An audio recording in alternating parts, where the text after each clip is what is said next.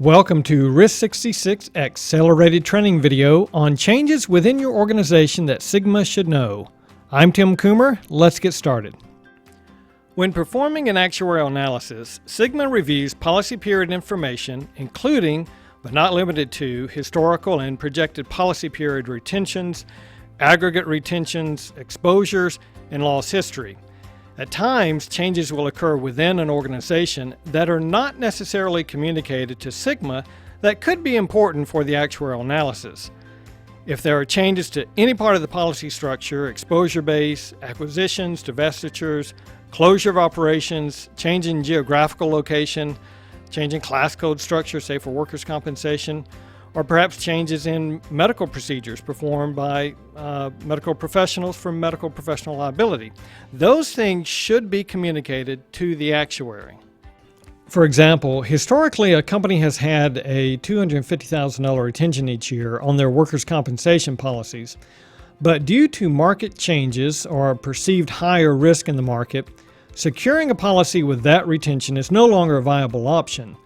The policy has become too expensive, or the market will not accept this lower retention from the client due to adverse experience above the $250,000 layer, among other reasons. As a result, the upcoming projected period needs to be evaluated at higher limits. This change should be communicated to the actuary so the analysis can be reconfigured based on the higher retentions sought.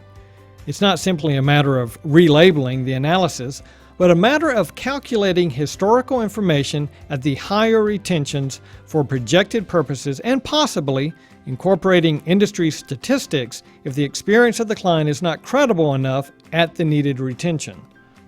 Another change that may occur is that the psychiatric ward of hospital closes or the birthing facilities are shut down.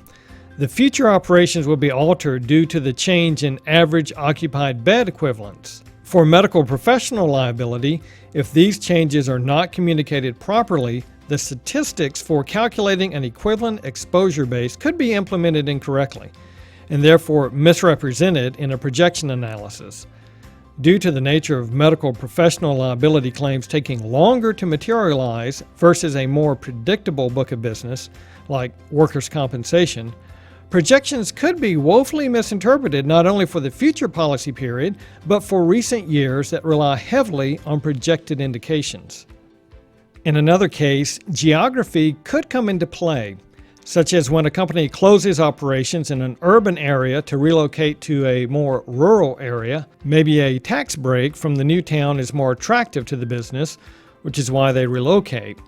But if the geographic modifiers for the area are not considered, the insurance costs could ultimately be more expensive due to the culture of the people, the laws of the state in regards to tort liability, caps on punitive damages, pay structure, or benefit levels. Communicating a change like this should be part of the due diligence of evaluating costs associated with relocation of operations. Oftentimes, changes that occur within a company do not have a material effect on the actuarial analysis, as it could take several months or years for a pattern to emerge, but it does not hurt to communicate what is happening within a company, as there may be an indicator or a statistic that can be adjusted or reviewed to help mitigate the changes that are occurring. When in doubt, more information is better than none at all. For expanded information, see the resources listed along with this video or contact Sigma Actuarial Consulting Group at support@sigmaactuary.com. Thank you for taking time to watch this accelerated training video on changes within your organization that Sigma should know from RISK66.